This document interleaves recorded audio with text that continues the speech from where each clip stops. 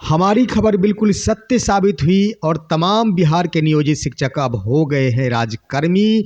अब तमाम नियोजित शिक्षक बनने जा रहे हैं सहायक शिक्षक।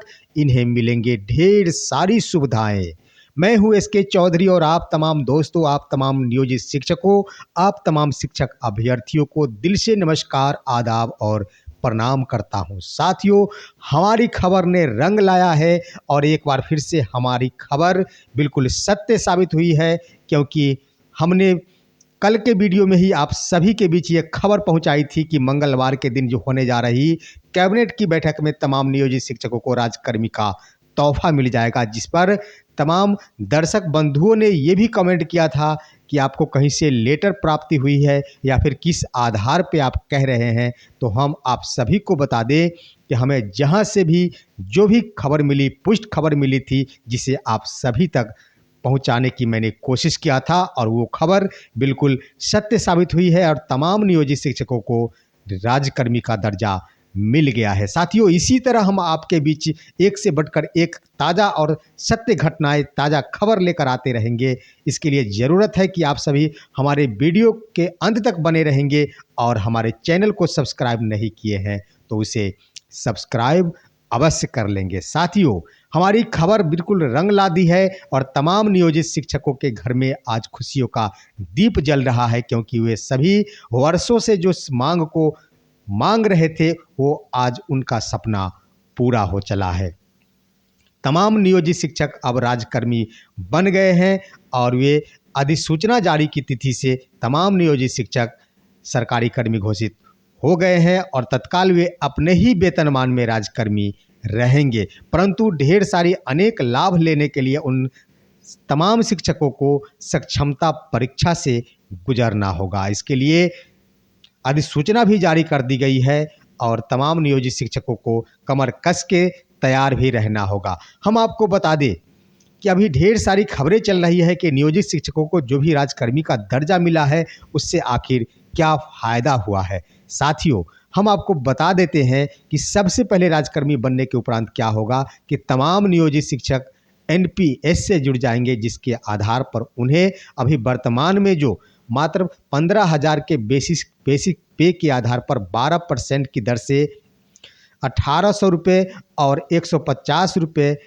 मेडिकल के लिए सरकार की ओर से कुल 1,950 रुपये दे हो रहे हैं, वो दोगुना हो जाएंगे। यानी बेसिक पे का और प्लस डीए का 14% अब सरकार देगी एनपीएस जुड़ने के उपरांत, यानी लगभग 4,000 रुपये अब उनके चले जाएंगे एनपीएस अकाउंट में और उसके उपरांत तमाम नियोजित शिक्षक भी अपनी बेसिक पे का जो कटाना होगा, जो निर्धारित की जाएगी, उसे वे कटाएंगे। तो सबसे पहला तो ये हुआ कि उनको एनपीएस का लाभ मिलेगा। उसके बाद साथियों की जो भी नियोजित शिक्षक अभी तक विभिन्न जिलों में कार्यरत है, अपने घर परिवार को छोड़कर उनको मौका मिलेगा अपने घर में जाने का, यानी जिला ट्रांसफ़र होने का अवसर प्राप्त हो गया है राजकर्मी बनने से। लेकिन साथियों, हम आपको बता दें कि वित्तीय लाभ इन तमाम नियोजित शिक्षकों को कैसे प्राप्त होगा और वित्तीय लाभ नहीं होता है तो राजकर्मी बनने से भी क्या फ़ायदा रह जाएगा। तो साथियों, आप सभी जान ले कि वित्तीय लाभ भी नियोजित शिक्षकों को मिलेंगे, और लेकिन तब मिलेंगे जब वे सभी के सभी नियोजित शिक्षक सहायक शिक्षक बन जाएंगे। अभी जो विशिष्ट शिक्षक नियमावली जो जारी की गई है साथियों, तमाम नियोजित शिक्षकों को विद्यालय अध्यापक नहीं, वर्तमान में विशिष्ट शिक्षक नियमावली के अंतर्गत जोड़ दिया गया है और इसी के अनुरूप, इन्हीं के नियमावली के अनुरूप अब नियोजित शिक्षकों का प्रमोशन होगा या फिर अन्य एकल संवर्ग का जो गठन होगा उसमें वे समाहित होंगे। हम इन तमाम बिंदुओं पर आज के नियमावली का जो अधिसूचना जारी की गई है उसको हम पढ़ के बताएंगे, जिसमें आप सभी को स्पष्ट हो जाएगा कि इस नियमावली में मुख्य बातें क्या कही गई है। साथियों, आप जान लें कि वित्तीय लाभ के लिए सरकार ने 3 परीक्षाओं का आयोजन किया है और इस तीनों परीक्षा में तमाम अभ्यर्थियों को बैठना अति अनिवार्य है। जो एक बार में सफल हो जाते हैं उन्हें दूसरी परीक्षा में बैठने की आवश्यकता नहीं है, और जो नहीं होते हैं उन्हें 3 बार मौका चांस दिया जाएगा, लेकिन हर किसी को बैठना अनिवार्य किया गया है। और एक बात नियमावली में ये भी जोड़ी गई है कि जानबूझकर नहीं बैठते हैं परीक्षा में या फिर 3 बार असफल हो जाते हैं तो उसके लिए सरकार अलग से निर्णय लेगी। यानी इस नियमावली में, विशिष्ट शिक्षक नियमावली में ये बात नहीं कही गई है कि 3 बार असफल हो जाने के बाद ये तमाम विशिष्ट शिक्षक अपने सेवा से बाहर हो जाएंगे। यानी सरकार अलग से निर्णय लेगी। इसका अर्थ है कि 3 बार मौका जो दिया गया था ये तमाम नियोजित शिक्षकों के लिए दक्षता परीक्षा का, वो भी अब 3 चरणों से ऊपर में हो गए हैं। कई शिक्षक इसमें सफल भी हुए हैं, आज भी असफल है, लेकिन उन्हें अभी तक हटाया नहीं गया है, क्योंकि रोजी रोटी का सवाल है। एक बार नौकरी मिल जाने के बाद किसी भी शिक्षक को हटा देना साधारण बात नहीं होती है। तो इस नियमावली में भी यही बात कही गई है कि सरकार अलग से निर्णय लेगी और उनके वेतन का निर्धारण होगा सक्षमता परीक्षा में सफलता के उपरांत। साथियों, ये बहुत ही अहम बातें इसलिए है कि अभी तक जो भी नियोजित शिक्षक हैं वो 2022 को छोड़कर जितने भी पूर्व के नियोजित शिक्षक हैं सभी के सभी अगर अपने ग्रेड में है तो निश्चित रूप से वर्तमान के जो विद्यालय अध्यापक हैं उन सभी से ज़्यादा वेतन प्राप्त कर रहे हैं।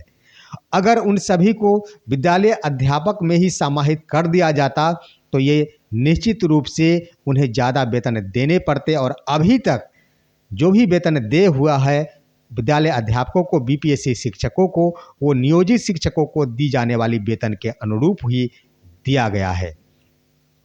जितने भी बेसिक ग्रेड में बहाल हो रहे हैं अभी, उन सभी का वेतन कम है तमाम बेसिक ग्रेड के नियोजित शिक्षकों से। तो इसीलिए तमाम नियोजित शिक्षकों को विशिष्ट शिक्षक के रूप में रखा गया है। अब इस नियमावली के तहत तमाम नियोजित शिक्षक अब अन्य एकल संवर्गीय में सम्मिलित हो जाएंगे। साथियों, हम आपको बता दें कि जो नियमावली जारी की गई है उसके कांडिका 3 में स्पष्ट रूप से ये बात कही गई है जो हम आपको बता रहे हैं। इसमें कही गई है बातें कि संवर्ग का गठन, जिसमें कहा गया है कि स्थानीय निकाय के विभिन्न स्तरों, पंचायती राज, नगर निकाय द्वारा नियुक्त सभी शिक्षकों को नियम 4 के तहत सक्षमता परीक्षा उत्तीर्ण करना आवश्यक होगा तथा सक्षमता परीक्षा में उत्तीर्ण होने एवं ऐसी सक्षमता परीक्षा के उपरांत आवंटित विद्यालय में योगदान के पश्चात वे विशिष्ट शिक्षक कहलाएंगे। स्थानीय निकायों के विभिन्न स्तरों पर कार्यरत विशिष्ट शिक्षकों को, यहाँ गौर करने वाली बात है कि स्थानीय निकायों के विभिन्न स्तरों पर कार्यरत विशिष्ट शिक्षकों को सक्षमता परीक्षा उत्तीर्ण करने एवं ऐसी सक्षमता परीक्षा के उपरांत आवंटित विद्यालय में योगदान करने की तिथि से जिला, जी हाँ साथियों, गौर करेंगे कि जिला स्तर पर एकल संवर्ग के रूप में विलय हो जाएंगे।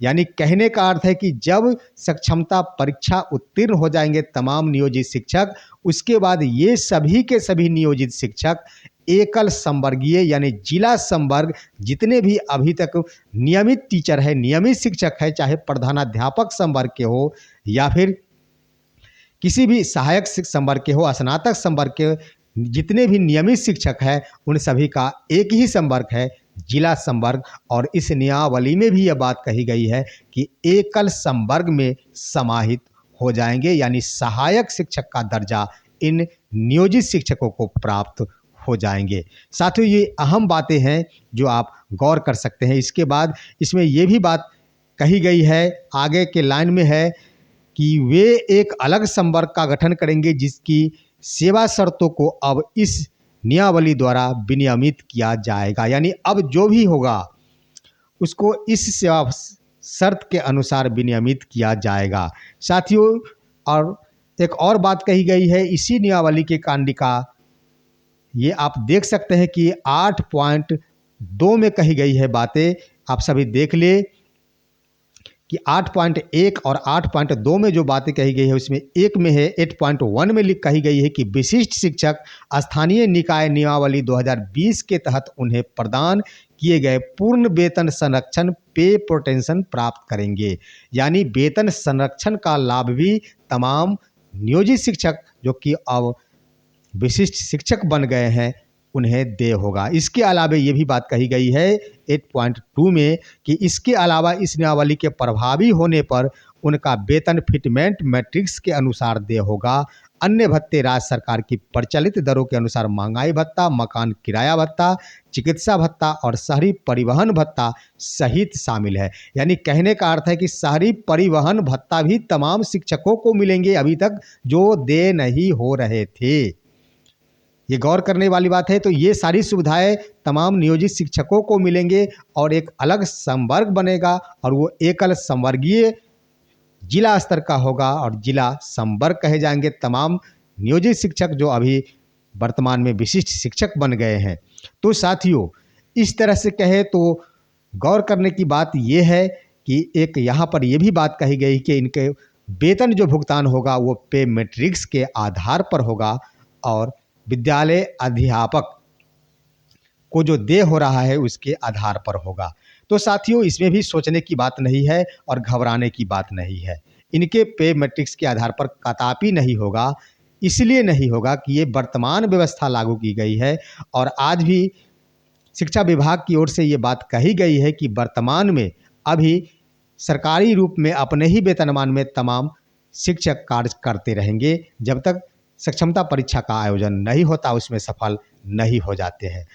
तो इसमें घबराने की बात इस रूप में नहीं है कि पे मैट्रिक्स जो जारी किए गए हैं वो उनका पे मैट्रिक्स नहीं है।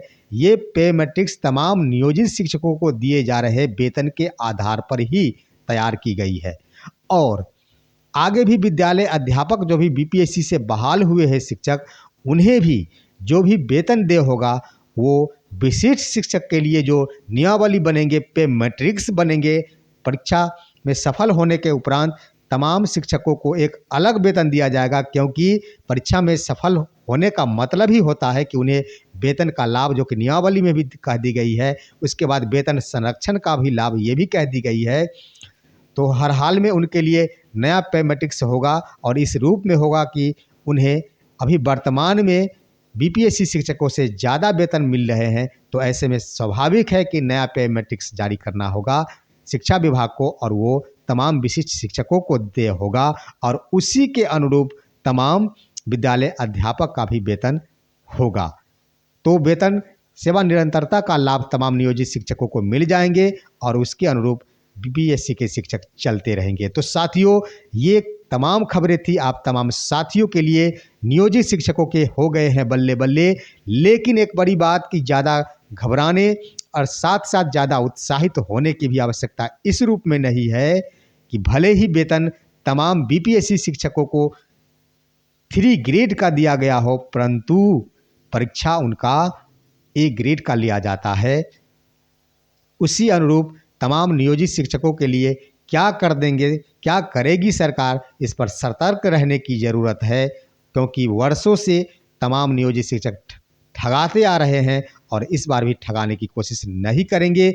जहां तक हमारा सवाल है, हमारा विचार है कि सक्षमता परीक्षा का सरकार का सिर्फ व सिर्फ एक ही उद्देश्य है कि तमाम नियोजित शिक्षकों को पहले से कार्यरत विद्यालय से अलग तबादला करना। इसके सिवा कोई और उद्देश्य नहीं लग रहा है। हो सकता है चुनावी माहौल में सरकार के ऊपर दबाव हो जिसके अनुरूप अगर योजना बनी है, कैबिनेट से मंजूरी मिल गई है, तो सरकार को निश्चित रूप से इन तमाम विशिष्ट शिक्षकों को एक विशेष वेतन देना होगा और नियमावली में तो स्पष्ट कह दिया गया है कि एकल संवर्ग जिला संवर्ग बनेगा। तो निश्चित इससे यही स्पष्ट होता है कि ये सभी के सभी शिक्षक सहायक शिक्षक जिला संवर्ग के हो जाएंगे। तो दोस्तों, ये रही है आज का हमारा वीडियो आपके लिए। अगर मेरा वीडियो अच्छा लगा होगा तो आप लाइक करेंगे और अच्छे अच्छे कमेंट करेंगे। हम इसी तरह आपके लिए एक से बढ़कर एक वीडियो और खबर लेकर आते रहेंगे। आप मेरे इस वीडियो को अपने दोस्तों, अपने परिजनों और अपने तमाम शिक्षाविदों के पास अवश्य शेयर करते रहे। साथियों, हम फिर मिलेंगे आपके साथ अगले वीडियो में।